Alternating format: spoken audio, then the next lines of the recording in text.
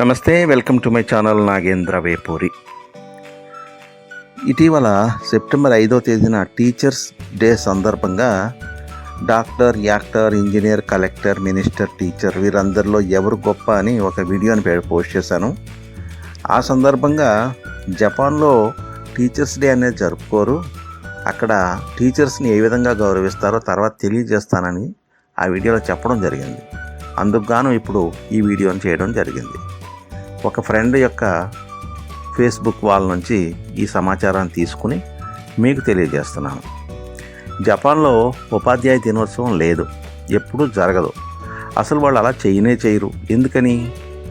ఒకరోజు నేను నా జపనీస్ సహోద్యోగి, టీచర్ కూడా అయిన యమమోటోని, మీరు జపాన్లో ఉపాధ్యాయ దినోత్సవాన్ని ఎలా జరుపుకుంటారు అని అడిగాను. నా ప్రశ్నకి ఎంతో ఆశ్చర్యపోయి అతను ఇలా జవాబిచ్చాడు, మాకు ఉపాధ్యాయ దినోత్సవం లేదు. అతని సమాధానం విన్నప్పుడు వీళ్ళు ఎలాంటి మనుషులు, అసలు ఇలాంటి వాళ్లను ఇతన్ని నేను నమ్మాలా వద్దా అని నాకు సందేహం కలిగింది. నా మనసులో ఈ ఆలోచనతో ఒక ప్రశ్న వచ్చింది. ఆర్థిక శాస్త్రాలు, సాంకేతికలతో ఇంత అభివృద్ధిని సాధించిన దేశం ఉపాధ్యాయుల పట్ల మరియు వారి పని పట్ల ఎందుకు అంత అగౌరవంగా ఉంది అనే అనుమానం నాలో రేకెత్తింది. ఒకసారి పని అయిపోయిన తర్వాత యమమోట నన్ను తన ఇంటికి ఆహ్వానించాడు. మేము మెట్రోకి చాలా దూరంలో ఉన్నందున తీసుకున్నాము. ఇది సాయంత్రం పీక్ అవర్ మరియు మెట్రో రైల్లోని వ్యాగన్లో కిక్కిరిసి ఉన్నాయి. నేను ఓవర్ హెడ్ రైలును గట్టిగా పట్టుకుని నిలబడడానికి స్థలాన్ని కనుక్కోగలిగాను. అకస్మాత్తుగా నా పక్కన కూర్చున్న ఒక పెద్ద వ్యక్తి తన సీటుని నాకు ఆఫర్ చేశాడు. ఒక వృద్ధుడి ఈ గౌరవప్రదమైన ప్రవర్తనని అర్థం చేసుకోలేక నేను నిరాకరించాను. కానీ అతను పట్టుదలతో ఉన్నాడు మరియు నేను కూర్చోవలసి వచ్చింది. మేము మెట్రో నుంచి బయటకు వచ్చాక ఆ వృద్ధుడు ఏం చేశాడో, ఎందుకు చేశాడో వివరించడానికి నేను యమమోటాని అడిగాను. యమమోట నవ్వుతూ నేను ధరించిన టీచర్ ట్యాగ్ వైపు చూపిస్తూ, ఆ పెద్దాయన మీపై టీచర్ ట్యాగ్ని చూశాడు మరియు మీ హోదా పట్ల గౌరవ సూచకంగా అతను తన సీటుని ఇచ్చాడు అని చెప్పాడు. నేను మొదటిసారి యమమోటాను సందర్శిస్తున్నందున బహుమతి కొనాలని నిర్ణయించుకోవడానికి ఖాళీ చేతులతో అక్కడికి వెళ్ళడం నాకు అసౌకర్యంగా అనిపించింది. నేను యమమోటాతో నా ఆలోచనను పంచుకున్నాను. అతను ఆలోచనకు మద్దతు ఇచ్చాడు మరియు కొంచెం ముందుకు ఉపాధ్యాయుల కోసం ఒక ప్రత్యేక దుకాణం ఉంది. అంటే మన భారతదేశంలో సైనికులకి, ఆర్మీ, నేవీ, ఎయిర్ ఫోర్స్ వారికి ఉండే ప్రత్యేక దుకాణం లాంటిది.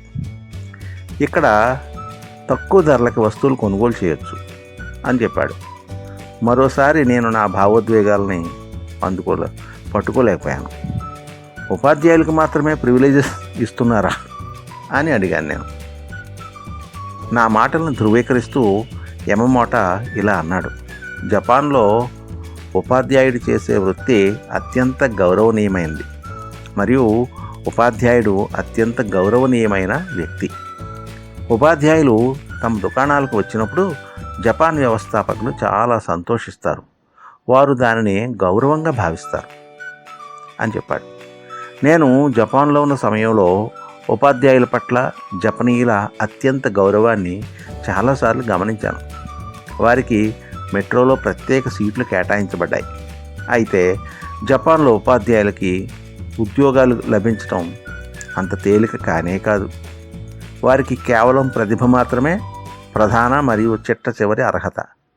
ప్రతిభ, సౌమ్యత లేని వారిని అక్కడ నియమించరు. వారి కోసం ప్రత్యేక దుకాణాలు ఉన్నాయి.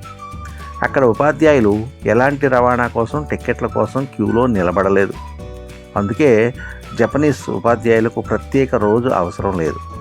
వారి జీవితంలో ప్రతిరోజు ఒక వేడుక. ఇది ఉపాధ్యాయులకి జపాన్లో లభిస్తున్న అత్యంత గౌరవం.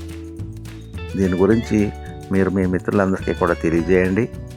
మన దేశంలో కూడా ఉపాధ్యాయులకి ఇటువంటి గౌరవం లభించాలని కోరుకుందాం. ఇది మీకు నచ్చినట్లయితే లైక్ చేయండి, కామెంట్ చేయండి, మీ ఫ్రెండ్స్కి కూడా షేర్ చేయండి.